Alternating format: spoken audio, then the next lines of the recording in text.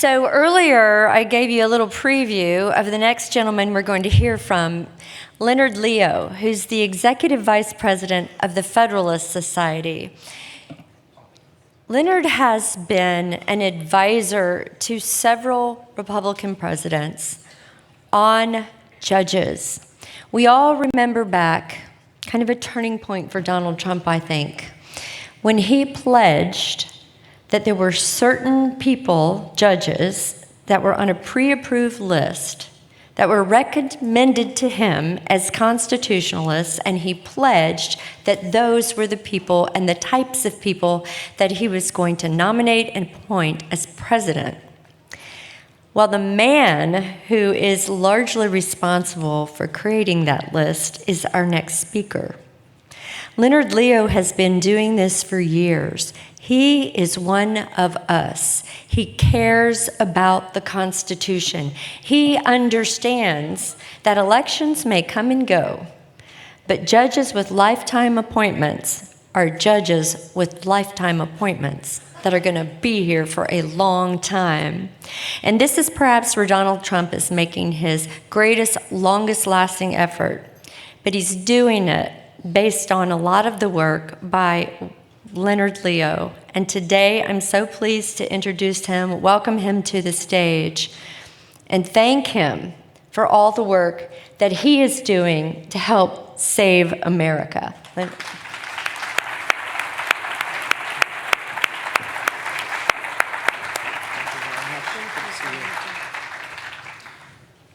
Rebecca, thank you very much for your introduction. It's great to be here. It's great to see all of you here, a number of you old friends. And it's great to be at a CNP meeting. It's such a valuable and important institution defending America's exceptionalism, its principles, and its freedom. What I thought I would do this afternoon is offer some brief remarks and then take questions from all of you. But I want to start by saying that I think we stand at the threshold of an exciting moment in our republic, the revival of our structural constitution by the U.S. Supreme Court, a revival in those very important principles of limited constitutional government: separation of powers, federalism, enumerated powers, limits on judicial power, sovereignty.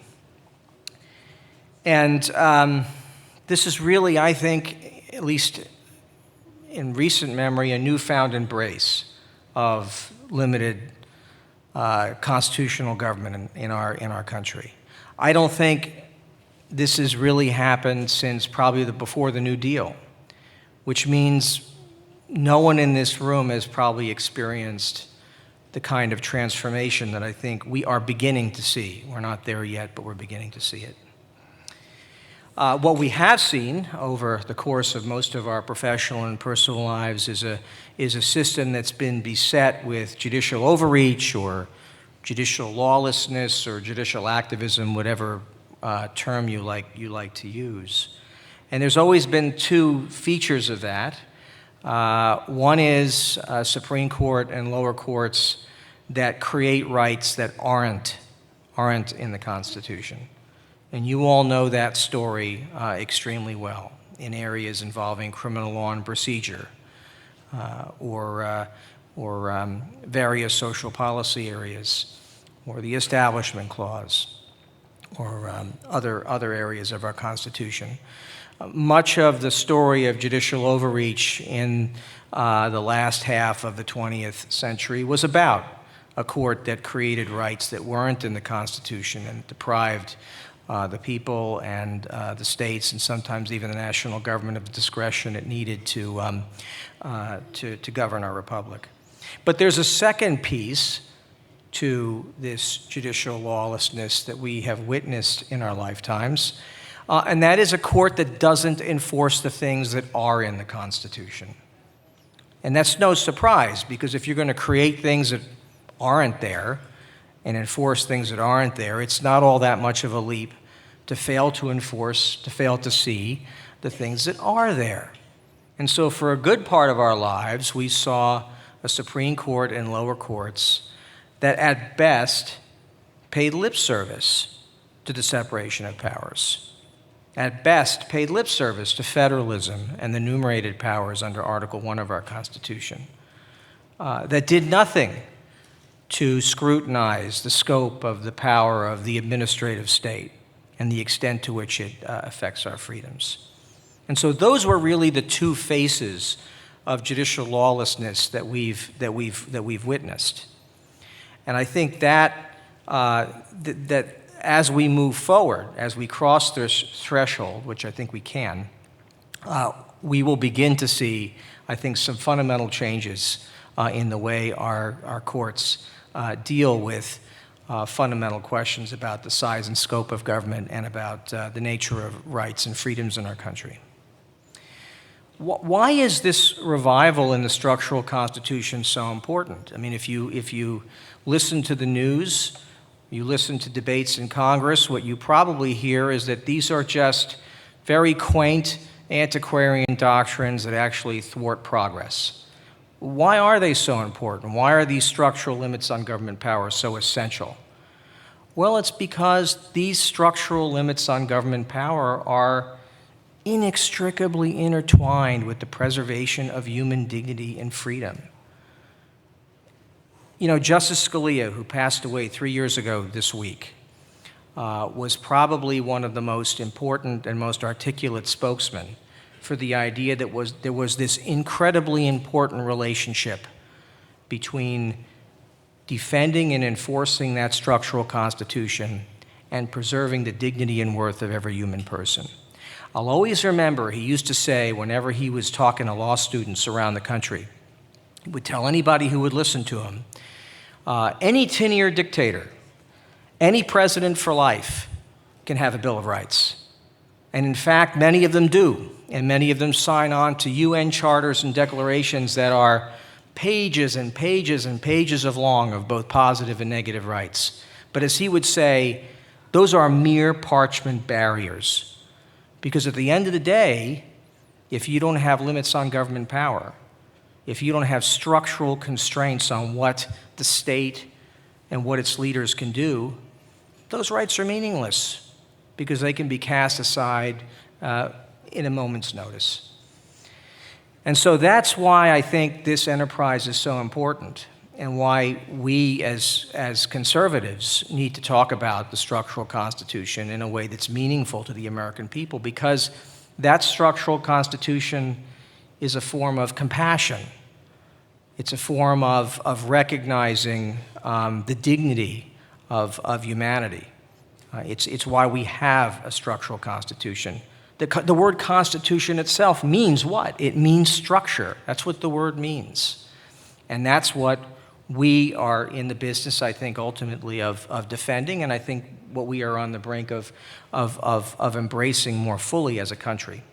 So what got us here? What got us to the point where we're now very close to realizing some aspects to limited constitutional government that we haven't seen in a very long time? Well, I think we stand on the shoulders of four giants.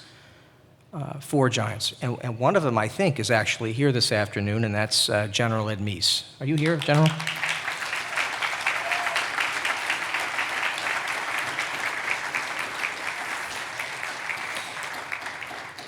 So General Meese was in many ways the architect of the transformation that we are seeing today.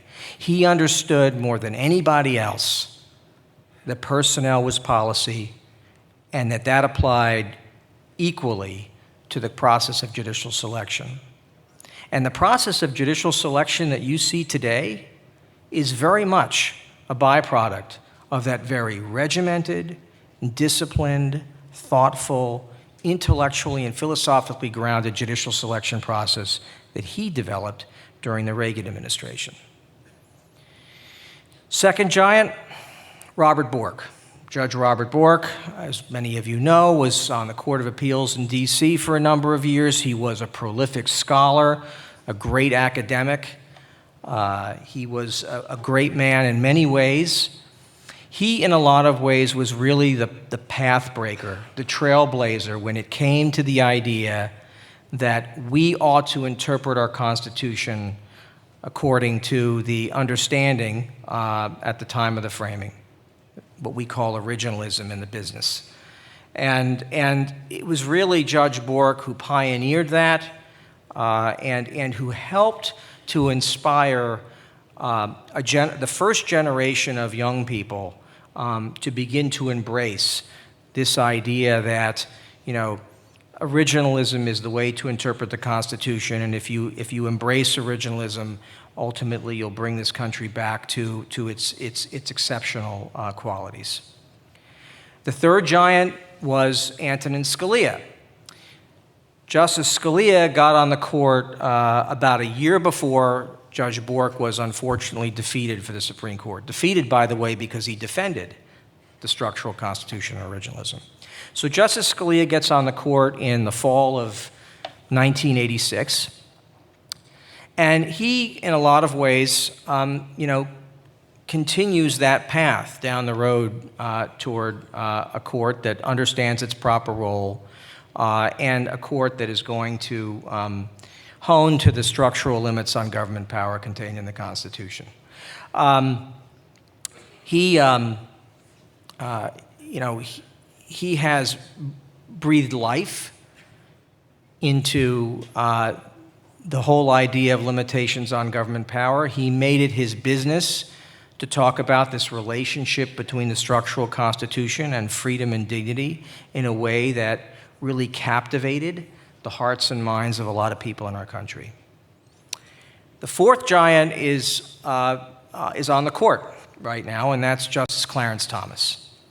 And Justice Thomas is really, widening and extending that path toward the revival in our structural Constitution. In a lot of different ways, but I'll give you one example. In the year of the 800th anniversary of Magna Carta, Justice Thomas visited the Library of Congress with his law clerks, and on display was one of the several original copies of Magna Carta. And he became very struck by the way this early charter of freedom was really an exploration into the importance of specific limited government, right? Constraints on the power of then the king, but on constraints on the power of the state. And what that set off was a series of extraordinary judicial opinions that laid waste to years and years of doctrine that basically talked about the courts rolling over and playing dead when it came to administrative agencies asserting their power. He set in motion what we're seeing today, which is a serious national conversation about honing the administrative state to our structural Constitution. So these are the four giants on which I think, this burgeoning movement started, and they are in many ways the reason why, we stand at this threshold of reviving our structural Constitution, both at the Supreme Court and in courts of appeals. So what more needs to happen? Because obviously we're not there yet. What more needs to happen to fully realize this revival in our structural Constitution? Well, I think first and foremost, there just needs to be continued vigilance regarding judicial selection. This is the lesson we borrow from the Reagan administration, right? Judicial personnel is going to be legal policy. And so we need to continue to fight hard to transform the federal bench. We've had 2 Supreme Court appointments, about 40 Court of Appeals judges have been confirmed. We have about 12 or so in the pipeline in the Senate right now. We're likely to see at least 6 to 12 more retirements in the federal courts of appeals over the course of this year. And if all of these trend lines bear out, we can expect President Trump to have flipped approximately 1/3 or so of the federal appellate bench in his first term of office. there's an enormous amount of momentum that has taken place, and it takes a lot of energy for that to continue. So one of the things I think we as a movement have to do is we have to continue to reinforce what the president has said. We need to back him up on his commitment to appoint judges and justices who are, in his words, extraordinarily well qualified, not weak. And then finally, individuals who will interpret the Constitution the way the framers meant it to be. That's what he said 1 week after the election that he won in Trump Tower, and briefing us on what he wanted in the Supreme Court justice and what he wanted in lower federal court judges. And of course, that makes perfect sense, right? Because it's so similar to the cardinal virtues, temperance and fortitude, right? Being so important to a good and righteous and just life, and to a good and righteous and just implementation of one's duties as a judicial officer. I also think we need to be supportive of the Senate in its efforts right now. Senator McConnell has made as his top priority the confirmation of judges to the federal bench. We have never had in modern history more judicial confirmations than we've witnessed in the past couple of years. And he is on the cusp of once again disciplining the Democrats for their lawlessness on the floor of the Senate by trying to inject sanity into the process by having less than 30 hours of debate for every judicial nominee. Why you need 30 hours of debate for a district court nominee, one that's going to get 80, 90 votes on the floor of the Senate, is beyond me. Because after about 45 minutes, all you can do is really read a phone book. I mean, there's nothing else to talk about. So I think we have to continue to really be supportive of an effort to reform the process in the Senate and to really, force people to work hard to get these people confirmed. And then finally, we need continued mobilization by the conservative movement. We learned a lot from the scars of the Bork confirmation battle, and we've learned a lot from the horrible experiences that were witnessed in connection with the Thomas and Kavanaugh confirmations. We learned a lot from those experiences. Fortunately, we were successful with Thomas and Kavanaugh. But again, eternal vigilance is going to be required. We're going to have to be smart as a movement. We're going to have to be better at explaining to people what we believe in and why we believe in it. We're going to have to understand that judicial confirmations these days are more like political campaigns. I wouldn't want it that way, but that's what they are. And so we're going to have to mobilize. We're going to have people defending nominees in the proper role of the courts, in very unprecedented ways. We're going to have to humanize the process so that people better understand who these nominees are and why Americans should care about what's at stake with the court. We know it's possible because we've had more attention paid to the future of the courts than ever in our modern political history. We saw that in the 2016 presidential election. And so we know it's possible to focus people's attention on these important issues. And I know, looking around this room, that we have the talent and the energy and the resources to continue to do that. So with that, I'm going to stop, and I will open it up to questions if there are any. Hi. So you've talked about the external challenges that we have. It's Heather. Leonard, and I wondered if you would talk about also, do we have problems internally that we need to be thinking about, challenges internally, and this group is so influential, how can we help? Challenges internally. Yeah, I think there are probably a couple. First is something I referenced, which is we have to be better at explaining what we believe in and why we believe in it. So go back to the Bork confirmation of 1987, right? How did Judge Robert Bork defend his position on judicial interpretation? He said basically that originalism was the best mode of interpretation because it was the best way of preserving the integrity and public respect for the court. Now, he's right. That's a very good reason for believing in originalism. It's also a bit of a yawner. It's not going to get people to go to the ramparts and to the barricades for you. And that's why what I started talking about this afternoon was this idea that at the end of the day, why do we stand for what we stand for? It's because we believe in the dignity and worth of every human person. And what is, throughout the course of human history, one of the things that has destroyed, shackled the dignity and worth of the human person more than almost anything else? The overarching state, serfdom. Okay, so that's what we have to explain to people. We have to get them to understand our ideas better. It's not formalism. It's not just a fealty to the quaint antiquarian practices of a bygone era. This is the way we protect people's being. It's how we help them determine their existence in life and what their calling is in life. So we have to be better at explaining these concepts. Secondly, we have to avoid the circular firing squad.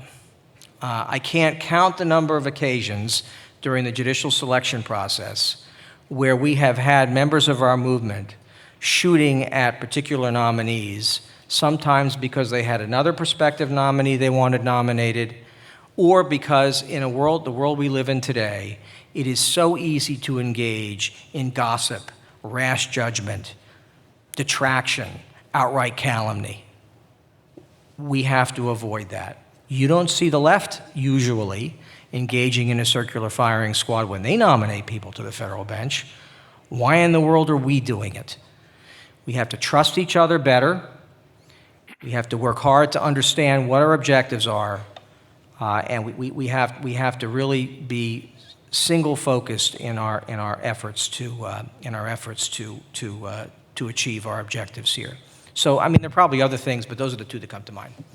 Leonard, just a quickie. Thank you right here in front of you. Thank you for your position.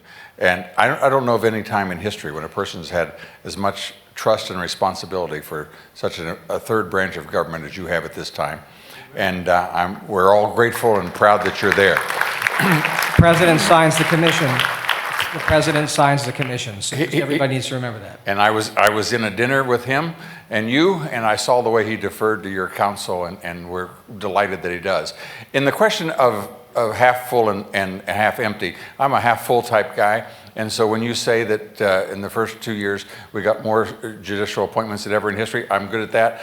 But the half full, empty part that has me concerned is there are more vacancies on the court now than any time in the history of the United States when there hasn't been a change in the number. So over these next couple of years, can you give us any advice as to what we can do to encourage the Senate to not defer, oh, he wants 30 hours, therefore we're going to have to take off for 2 weeks because we can't, but to get them to be in session and stay there? Any advice as to how we can help you accomplish what you're seeking to achieve? Bob, very good point. I mean, look, the glass is not full, right? I mean, you know, there are many U.S. District Court judges who have been nominated and not confirmed, and there are, I think, close to 100 more vacancies where there hasn't even been a nomination.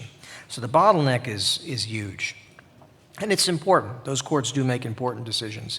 How do we get past that, right? That was really what I think you were getting at, Bob. I think first and foremost, we've got to get rid of the 30-hour debate requirement for every nominee. It is an albatross around our necks. It just is impossible. We can get through a Supreme Court justice. We can get through every single Court of Appeals nominee. That's not the problem, okay? But with the 30-hour debate rule, it is really hard to get any U.S. District Court judges confirmed. Now, right now, that's not coming back to bite us, but it will at some point. I mean, remember, one of the best farm teams from which you can get future Court of Appeals and sometimes even Supreme Court justices is the U.S. District Court bench. So if you're not filling it up, put aside the fact that these courts make important decisions. If you're not filling it up, you're not planning well for the future. What I understand, based on what I've been told and what I've seen in the media, is that this could well come to a head by late March. And so right now is the time to begin to chat with the senators you know and to tell them this is ridiculous. This is a waste of the American people's time. You're creating vacancies, crises in lots of courts. Get the 30-hour debate eliminated. 8 hours for Court of Appeals judges, maybe 4 hours or 2 hours for district court judges. We can negotiate on timing. But I mean, it can't be double-digit hours to debate every single judicial nominee. It's not about quality. It's all about resistance. It's all about refusing to accept that the American people elected a president named Donald J. Trump who has responsibility for appointing the federal bench. That's where the constitutional responsibility ultimately resides, and it is inappropriate for the Senate to use a procedural tool like 30 hours of debate to resist the achievement of an objective that the American people understood to be within the president's purview when they elected him. Colin Hanna. Mike? Hi, Colin Hanna. As you review prospective nominees to the federal bench, particularly at the Court of Appeals level, for your recommendation, is there any particular value to you and to this president for a candidate who adheres to the constitutional view that you've articulated, the structural constitution, the concepts of originalism, and so on, who also has experience, but in addition to hewing to those principles, happens to be a woman or a minority? Is there a particular value to this president for those appointments? And if so, what can we do to help advance that kind of cause? Well, I think the president's demonstrated that any time there is an extraordinarily well-qualified female or minority that could be appointed to the federal bench who shares those philosophical principles, he'll do it. You've got one on the hot seat right now who's been nominated for the D.C. Circuit. Her name is Naomi Rao. She's an immigrant was an immigrant from India. A very distinguished woman who taught at Scalia Law School, clerk for Justice Clarence Thomas, is now head of OIRA in the administration.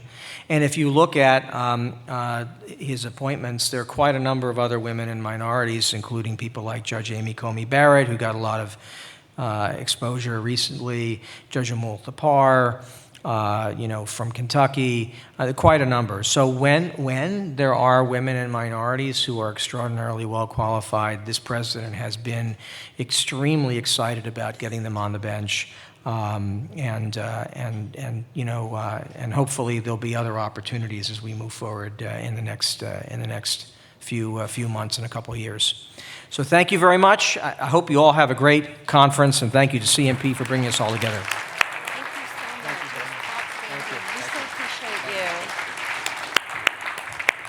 Thank you so much, Leonard. So we have two very brief presentations in a category